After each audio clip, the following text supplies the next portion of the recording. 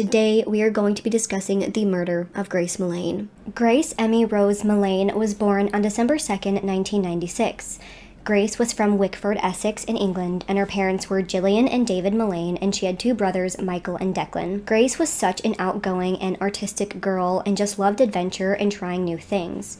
She created such beautiful artwork, including sketches of various animals with absolutely beautiful watercolor. She also loved music and was very talented at playing hockey growing up. After graduating from high school, Grace went on to attend the University of Lincoln, graduating in September of 2018 with a bachelor's degree in advertising and marketing. After graduating, Grace decided to take a gap year to just get out there and backpack and travel and see what the world had to offer. She went with one of those organized groups who was set to travel with her, but she was technically traveling alone since she wasn't bringing anybody that she knew with her. This was her first time traveling alone, but she was absolutely ecstatic to be setting out on this new adventure. First, she spent 6 weeks in South America. She traveled around many different areas such as Chile and Peru, the same places that her own mother had visited when she was her age. Her next stop was New Zealand, and she was set to be there for 2 weeks. She arrived on the upper North Island of Cape Ringa on November 19th, then headed to Auckland, their largest metropolitan city, on November 30th. She checked into a backpacker's hostel, sharing a room with 4 other people. During her trips, she made sure to constantly send her parents and her 2 brothers photos of what she was doing several times a day, every single day. After being in New Zealand, she had planned on exploring Thailand and the Philippines and Australia. However, she never was able to make it to those destinations. While she was in New Zealand, Grace was using Tinder to meet up with different guys and go on dates with them. This just seemed like a casual thing that she was doing to get out there and meet different people as she was traveling. She first matched with a man who she had been messaging with on Facebook, and after talking for a bit, she met up with him on November 30th. The two ended up going back to the man's apartment in downtown Auckland to watch a movie, and she did end up staying the night there. But other than that, the date didn't really seem too remarkable, and nothing really out of the ordinary happened. Then, on December 1st, Grace matched up with another man on Tinder. This guy sent her a message, and the two started chatting pretty much just about how their days were going. He ended up asking her if she had plans for that day, and she said no, so he ended up asking her if she wanted to meet up with him for a drink at Sky City, and she agreed. So, at this point, a lot of the date with this man was captured on CCTV footage, so we know a lot of the things that she did that night, and we have a pretty extensive timeline. I will mention, though, that for quite some time, we did not know the identity of the man who she went on a date with, so for now, I'm just going to be referring to him as the man that she went on a date with, because, again, during this specific time, nobody knew who this guy was. So, by 5:37 p.m., Grace is seen leaving Base Backpackers and heads towards Federal Street. By 5:45, she arrived outside of Sky City wearing a black dress with white tennis shoes. Once she got there, she took a photo of a Christmas tree that she saw outside and then texted the picture to family members. On CCTV footage, we see her date show up. The two greeted each other with a hug and then went inside. They took the escalator up to Andy's Burger Bar, where they ordered drinks and chatted for about a half hour before leaving Sky City at 7:12 p.m. After this, they headed to Mexican Cafe, which was right across the street. Once they were at the Mexican Cafe, Grace ordered a sangria and the pair sat in the corner. The two just sort of people-watched those around them and talked about themselves and got to know each other. At this point in the date, Grace appeared to be enjoying herself. She was seen walking with her hand on his lower back and touching him as they were talking. Also, throughout the date, Grace was texting her friend about how the date was going. She wrote to her friend, "I'm on a date with this guy who is a manager of an oil company, and it's cocktail time," and texted cocktails all around. And then she texted, "He was like, it's my birthday tomorrow. We're getting smashed." So, her birthday was December 2nd, so the very next day, and her date was basically saying that they were going to drink a lot and get smashed for her birthday. Her last message to her friend was, "I click with him so well, and I will let you know what happened tomorrow." These were the last text messages that she sent to her friend about the date. So, the two had stayed at the Mexican Cafe and drank a good bit before they went up to the counter at 8:27 p.m. to close their tab. Her date paid the bill, which included 2 jugs of margarita and 1 of sangria. Still, at this point, Grace appears to be in a great mood. She was happy and chatting with the waitress. Once they left the Mexican Cafe at 8:30 p.m., they went to the Bluestone Room on Durham Lane, and the two sat down at a table. And still, Both of them looked like they were having a great time. They were talking and laughing, and after sitting together for around 15 more minutes, the two started kissing. After the two had been kissing for a while, by 9:01 p.m., Grace's date bought them both shots of tequila and brought them back to the table. They cheered their glasses and took their shots. By 9:20 p.m., Grace got up from the table. It's not exactly sure why she did this, but it's thought that she just got up to go to the bathroom. However, while she was gone, her date picked up her purse, rifled through it for a bit, and then put it back on her seat. Again, not exactly sure why he did that or what he was looking for. After a few minutes, Grace returned, and they left. After leaving at 9:29 p.m., her date left a comment on her Facebook profile picture saying, "Beautiful, very radiant." Then, by 9:40 p.m., they arrived at City Life Auckland. This is a hotel and apartment combined complex type of thing. This is where her date lived, and it was right across the street from the Bluestone Room. Once at the complex, the two got into an elevator and rode up to the 3rd floor. And again, Grace appears to be happy and comfortable. Once they got off, they walked down the hallway and were no longer seen on CCTV footage. After this, we don't really know what for sure happened that night. What we do know is that this is the very last time that Grace was ever seen alive. Now, like I said, Grace's birthday was on December 2nd. Also, like I said, Grace stayed in contact with her family every single day while she was traveling. However, when her parents texted her happy birthday, she was not responding, and her family was automatically concerned, but they did wait a little bit longer to see if they would hear back from her. When yet another day passed without hearing anything from Grace, her parents knew that something had to be wrong. So they got into contact with the Auckland police and reported her missing. The first thing they did was check the hostel that she was staying at and question those who were with her when she was there, and they told them that she had not returned back to her room on December 1st. Initially, though, they did not suspect any foul play in her case.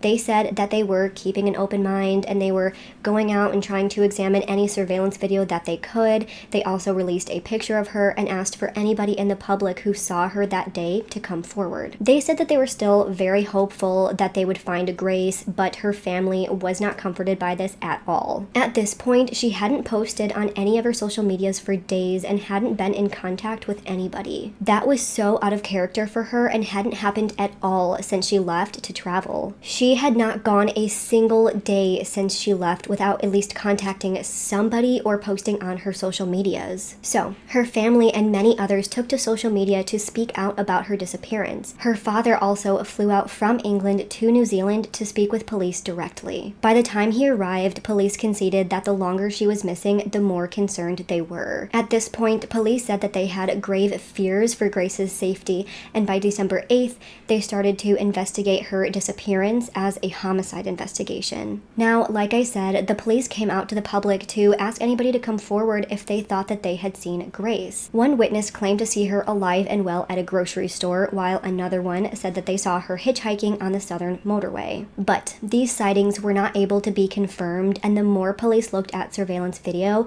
the more suspicious they got of the man that she was last seen with. So, police used all of the surveillance video that they were finding to finally pin down the apartment complex that she was last in, and they searched it. This is when police came out and said that they found evidence that Grace was no longer alive. They took a vehicle of interest and had a man in custody as their prime suspect. But, like I said at the beginning, for quite some time, police would not reveal who this man was. Apparently, they had found out who he was pretty easily because of this comment that he had left on Grace's profile picture. So when police initially found this man, they actually sent him a message over Facebook to ask to speak to him. This was a very informal interview, and he told police that he was with Grace that night, but that they went their separate ways at 10 p.m. that night, and he doesn't know what happened to her after that, and he hasn't seen her since. So then after exchanging these messages, another detective planned to go ahead and get in contact with him for another interview. They actually went over to the City Life complex, and just to their surprise, they actually did see him there. But he also noticed police, so he started running. Police chased him until they caught him at a nearby store. So this is when they took him in for a real interview, and he was sticking to his story that the two parted ways at 10 p.m. But he was confronted with the fact that police had CCTV footage of his complex, so he changed his story. So this is what this man said happened the night that the two went to his apartment. So according to Grace's date, once they got into his apartment, the two were pretty drunk and they started kissing for a bit. While doing so, the TV was on, so Grace had asked him to turn the TV off as well as all of the lights. After this, he says that the two started talking about 50 Shades of Grey. He said that she was telling him all sort of these sexual things that she used to do with her exes. He said that there were a lot of explicit things that she was talking about, so after this, the two started to have sex. Once they started getting into it, according to him, Grace brought up bondage. He said that she started biting him and asked her to bite him, so he did. He said that he stopped and asked her, "Is this really what you want me to do?" And she said, "Yeah." And she said that she wanted him to get really rough with everything. He said that she was the one pushing him down, making things very violent, but it was consensual. I am trying to be more vague. I'm not trying to be graphic, but you sort of know what I'm talking about. There is a lot more detail of what I'm talking about in a lot of the sources below, and you can go ahead and read that if you want to get more into specifics, but for the sake of this channel, I'm not comfortable talking about that sort of detail, so I'm not going to. So this guy said that the two then ended up on the floor and started taking intimate photos of each other. After this, he said that she asked him to hold her throat as hard as he could. He said that after the two were done, he went up to go to the bathroom and then he fell asleep in the shower. He said that he then remembers waking up in the shower, but it was still really dark, so he just crawled back into bed and didn't notice anything out of the ordinary. At this point, he said that he didn't see anything, so he just assumed that Grace had left, but she hadn't. She had actually died and was still laying on the floor of his apartment. She had died of strangulation. So he claims that she accidentally died during their rough sex and that he didn't actually know somehow. He said that when he woke up the next morning, he saw that Grace was still laying on the floor and said that blood was coming out of her nose. He said that he tried screaming for her and moving her to see if she was okay, but of course she wasn't. So that is his entire story. But, of course, police didn't buy this, and they believed that this was an intentional murder, not an accident. And there is a lot of evidence and even more CCTV footage that tells exactly what happened after this night. So now let's get into the timeline of things that happened after Grace had died. So first, this man had made some Google searches. At 1:29 a.m., he searched for Waitakere Ranges. I'm so sorry if I butchered that, but that is a mountain range in New Zealand near Auckland. Then at 1:31 a.m., he searched for the term hottest fire. Then, after those two searches, he went to a porn website and watched several videos. Then, between 1:45 a.m. and 1:49 p.m., he took pictures of Grace's naked body. Remember, he said that Grace was alive when he took this picture, so that can mean one of two things. First, he's lying and he took pictures of her dead body in this photo, and he's just a sick pervert who just wanted pictures of her dead naked body for some sort of trophy. Or he took the pictures of her while she was still alive, but he had already planned to kill her, because we know that the Google searches for the mountain range and the fire are clearly indications that he was looking for some ways to dispose of a body or burn her body. So he either searched these things after killing her or before killing her, and he either took the pictures of her dead naked body, or he took them of her while she was still alive, but after making all of these searches on how to hide a body. Neither of these things look good for him. By 6 a.m., there was another Google search for rigor mortis, then a search for extra large garbage bags, and then for carpet cleaner. By 7:50 a.m. that morning, this guy was back at it again on Tinder and was messaging another woman that he had been chatting with before. He initially said, "Good morning, how are you?" And then he messages her again saying it was okay if she didn't feel like going on a date with him anymore. But she did message back and say that she did still want to meet up with him. By 8 a.m., we can see him entering the elevator by himself, then we see him leave his apartment. He then went to the warehouse on Elliott Street and bought a large gray suitcase. He can be seen browsing around trying to decide which one to buy before picking one out. By 8:14, he can be seen going back to his apartment with this gray suitcase. At this point, after returning to his apartment, he told police that he tried overdosing on medication. He said that he just wanted to end his own life because he had just had enough. He said that as he was still in shock, he tried putting Grace's body into the suitcase, but he couldn't fit her whole body in. So at 8:35 a.m., he once again goes back into his apartment's elevator, and this time he went out to a Countdown supermarket. There, he bought a carpet cleaner, a pack of gloves, and a pack of gum. He paid for all of these items in cash at a self-service checkout and got back to his place at around 8:40. we can once again see him on his apartment's elevator with all of these items. So by 10:33 a.m., he left his apartment once again. He goes outside, walks towards Queen Street, and catches a taxi. While in the taxi, he appeared relatively calm and happy, though he did show some subtle signs of being nervous. A short time later, by 10:40 a.m., he got to Apex car rental shop and rented a car to use for 24 hours. Here, he paid with a credit card, then drove back home. Once he got back home, he was on Google once again, and this time he searched for the term flesh-eating birds and are there vultures in New Zealand. Then at 2:53 p.m., he left his apartment once again. About an hour later, at around 4 p.m., he is seen on CCTV footage at the Revelry Bar on Pawnasby. This is where he met up for a date with the woman that he had been messaging on Tinder. During this date, the woman said he appeared like he had gained some weight compared to his pictures, but she said that he had very big, distinctive eyes and was very clean and well-groomed. She said that she had asked him a couple of questions about himself, but all of the questions that he asked her were very basic, surface-level questions. So she had asked him where he had met his friends. He told her that all of his friends are cops and said that his closest friend is coming to New Zealand to become a crown prosecutor. She said that he told her that his friends were having a tough time because a lot of bodies were going missing at the Waitakere, I'm sorry if I'm butchering that again, ranges. He also told her a fun fact that police dogs could only smell 4 feet deep, so if a body was buried deeper than that, the dog wouldn't be able to smell it. The woman had actually been a former journalist, so their conversation got steered towards a murder trial that she had once been to. He then said to her, "It's crazy how a guy can make one wrong move and then go to jail for the rest of his life." He then went on to explain about how he had heard about this guy who asked his girlfriend to have rough sex, but then it went wrong and so she died because of it. She said that he told her that this guy was charged with manslaughter and that he went to jail for a very long time. At this point, the woman said that she felt very uneasy about the conversation, so she tried changing the subject. He could also tell that she was uncomfortable, so he did try to steer the conversation away from murder and cadaver dogs, but again, she was still feeling very uneasy about this entire situation. By around 5:25 p.m., the two ended their date. Before they said goodbye, he pointed out where his car was and said, "My car is this way,"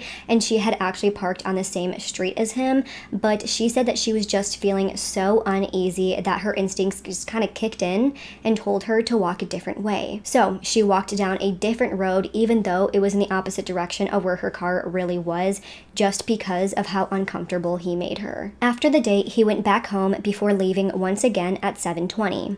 By 7:30 p.m. that night, he is spotted again with his red rental car in the parking garage at the Countdown supermarket. Here, he was browsing a rug doctor's stand. He went back home at 7:45 empty-handed, but headed out once again to go and rent a rug cleaning machine.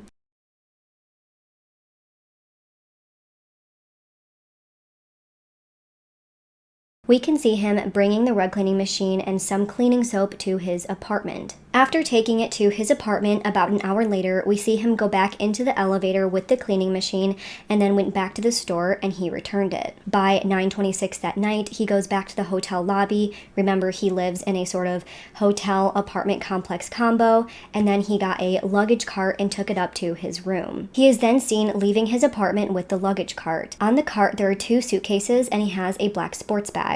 He then leaves the apartment complex with the luggage carts and then puts the luggage into his rental car.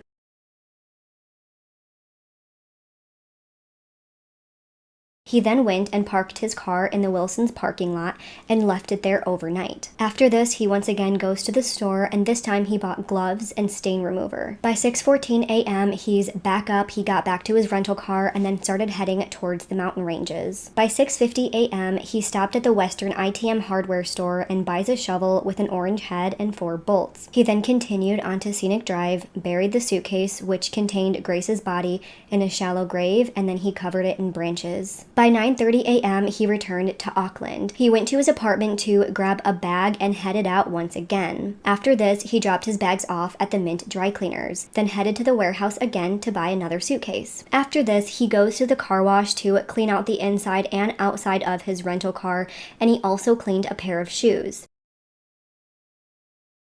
He then took the shovel out of his car and left it there, leaning it against the wall. Then, by 4:50 p.m., he took all of the belongings that Grace left at his apartment to Albert Park and put them in the trash.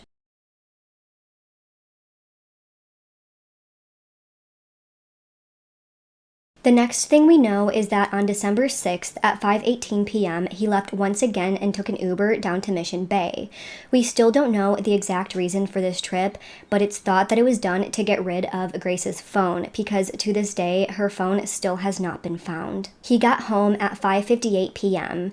Then at 8:43 a.m., he left once again, this time wearing a suit. Then we can see police officers in the lobby of the apartment complex talking to the front desk people.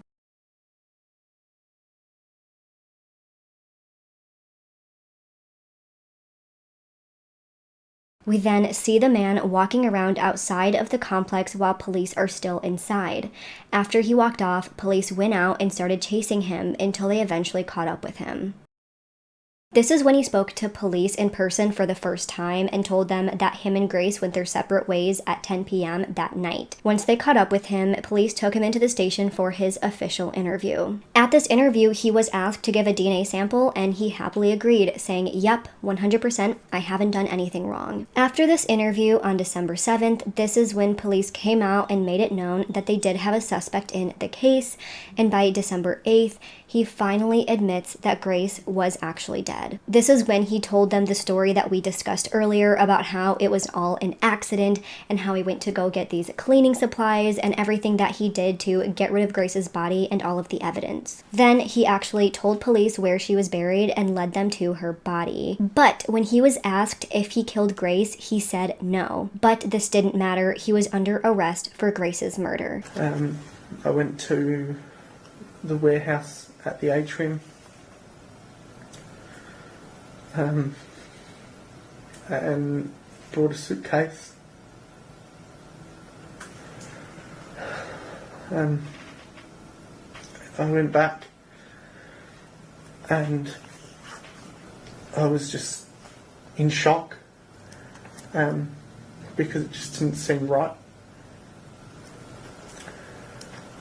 I left to go and get cleaning products. So I messaged a friend and said I'll meet you at Revelry. After finishing drinks with her, I got back to city life. And the whole time I just kept saying, "I'm sorry."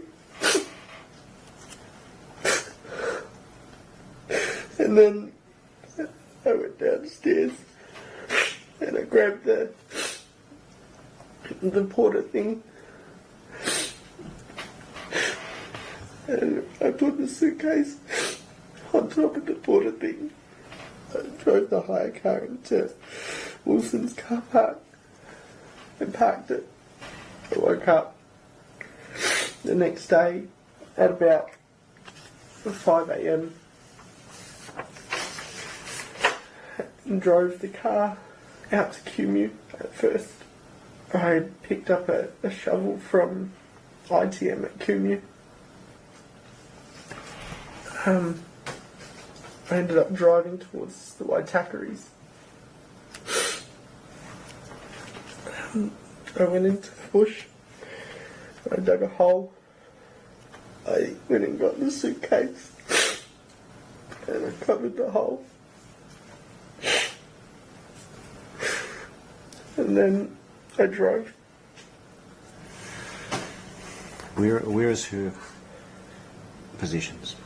I threw them in the rubbish. Whereabouts? Albert Park rubbish.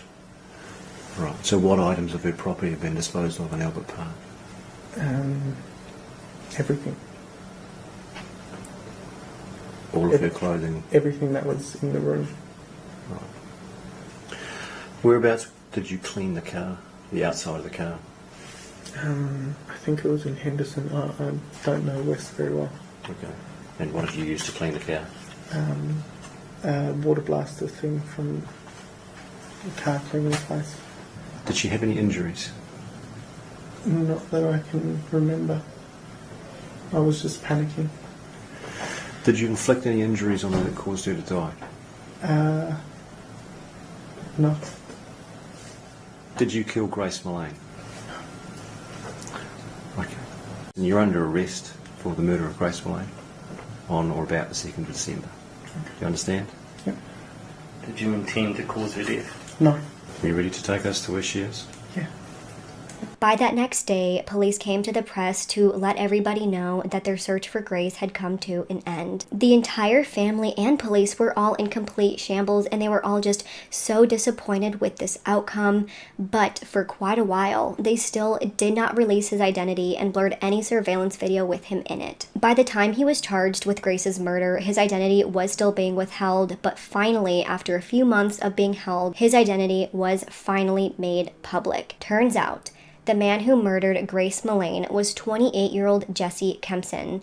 Jesse Kempson was born in December of 1991 and was raised in New Zealand. When he was 3 years old, his parents separated, so he was raised mostly by his father and his grandfather, since his mother had moved pretty far away. In 2013, he had ended up moving to Australia for unknown reasons. He told people that it was to take care of a sick grandmother, but I don't think that that's true. I think that turned out to be a lie.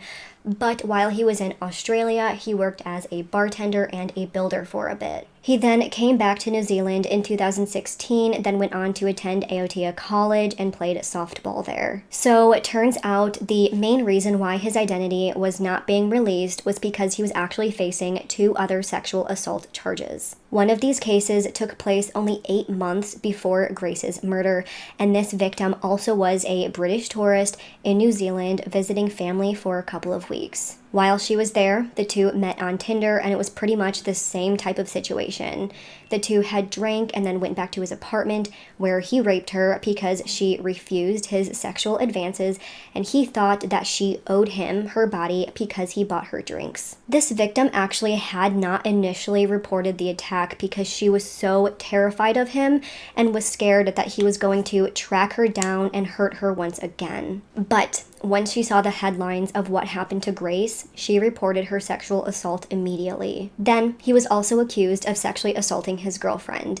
This case was an ordeal that lasted for months, and we didn't find out the exact details of this case because they weren't released, but it was said that these details were just so sickening, and that's the reason that they just weren't released. So now let's discuss the trial for Grace's murder. The trial started on November 4th, 2019, with a jury that consisted of 5 men and 7 women, and Jesse put in a plea of not guilty. The prosecution argued that Jesse Kempson purposely strangled Grace Millane after the two had slept together, then did several internet searches on how to dispose of her body rather than dialing 111, which shows that he had absolutely no intentions of helping her. Then the defense argued that Grace's death was just a tragic accident from sexual misadventure.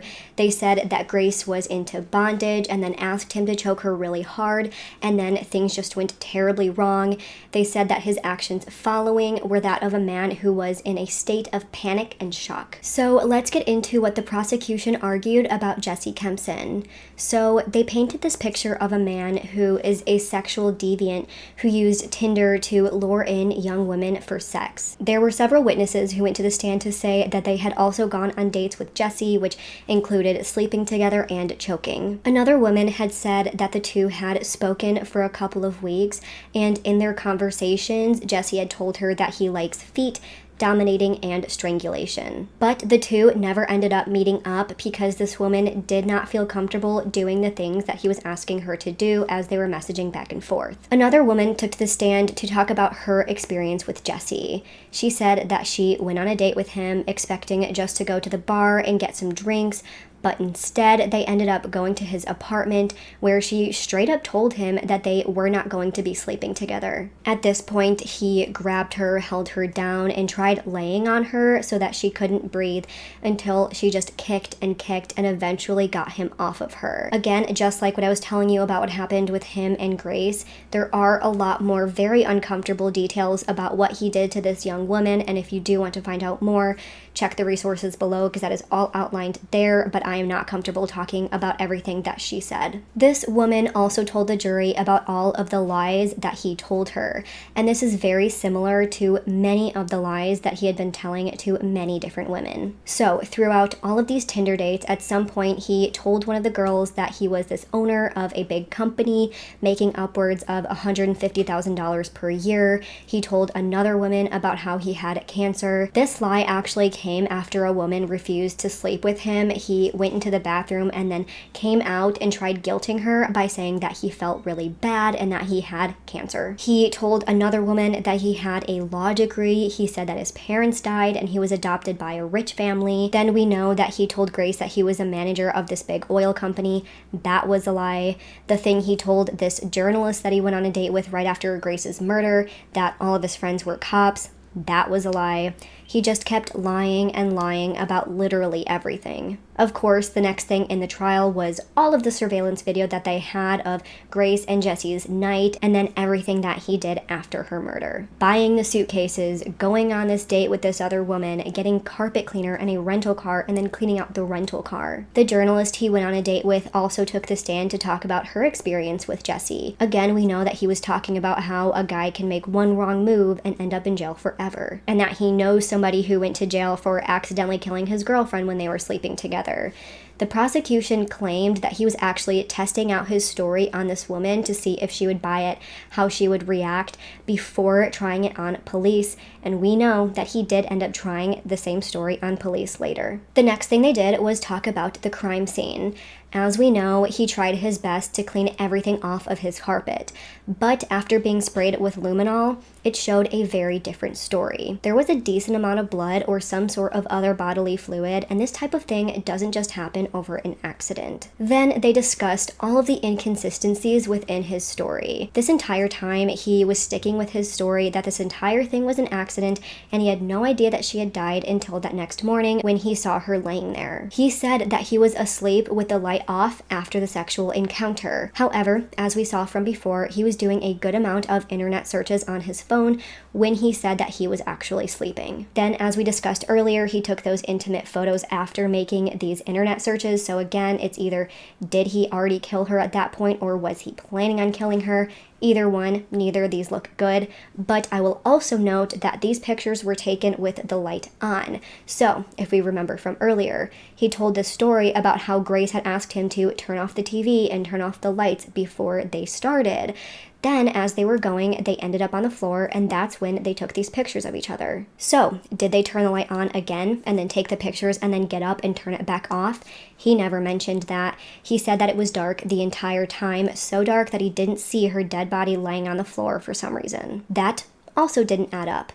We also know that in the middle of the night, someone looked up pornography on his phone. He literally didn't even have an answer for that. Then they spoke about the autopsy that was completed for Grace's body. Of course, the cause of death was strangulation from prolonged pressure on her neck. So, a pathologist first argued that it would take a good 5 to 10 minutes before she would have actually died. The pathology expert argued that he had not heard of another single case in New Zealand of someone dying from a consensual sexual encounter. They also pointed out how she had several bruises on her shoulders and arms that were consistent with somebody being restrained. So that's pretty much what the prosecution was arguing. The defense then came back and upheld their story about how all of this was just a horrible accident. Their main focus was on the state of Grace's body and her previous sexual history. They said that Grace had a decent amount of alcohol in her system before her death, so that could have affected her breathing, making it much less time that it would take for her to die from strangulation. They also said that the bruises on her body weren't necessarily from restraints, but they could have been love bites, since as we know from before, Jessie told police that she had asked him to bite her. They also said that she had no other defensive wounds on her that could indicate that she was trying to fight him off, which this doesn't really make sense to me at all, because if she's being restrained by a man who is significantly bigger than her, she may not have even been strong enough to have those defensive wounds on her while he was restraining her, because again, if someone's restraining you so much that you can't even move, you're not going to have any other defensive marks on you. So to me, that just seemed like a pretty stupid argument. They then called some people to the witness stand of people who knew Grace. One of her previous partners said that the two would experiment with bondage and asphyxiation. They said that they had a safe word and that Grace would tap out if she got too uncomfortable. Another friend came to the stand to say that the two had previously had girl talk where they talked about their sex lives, and Grace admitted that she liked it when men put their hands around her neck. They had also read off over 400 messages dating all the way back to 2017, all of which talked about bondage and other things like that with various men. And there was evidence that she had met up with at least one of these two men to do the acts that she was talking about. The defense also talked about Jesse's past and how his grandfather was an alcoholic and he was estranged from his dad, and that his dad had left his family, and that was all really hard on him and caused him to be a drunk himself, and he had confidence issues, and that is what caused him to lie about who he truly was. So making a bunch of excuses for why he was lying to woman after woman about who he truly was. All in all, it seemed like much of their argument was based on Grace's character rather than actual evidence. We have very clear evidence of every single one of his movements before and after her death, so it's really hard to argue that this was an accident for someone who went to such great lengths to conceal her body. All in all, this trial lasted for 3 weeks. After hearing testimony and closing statements from the prosecution and the defense, the jury went into deliberation on November 22nd, 2019. The jury only deliberated for 5 hours before they came back with their verdict. They found Jesse Kempson guilty of intentionally murdering Grace, and he was sentenced to life in prison with a minimum of 17 years before he'd be considered for parole. After this, he appealed his sentencing multiple times, but all were denied. Then, in October of 2020, he also went to trial for charges related to the physical, sexual, emotional, and financial abuse of his ex-girlfriend. In total, there were 8 charges brought forward against him.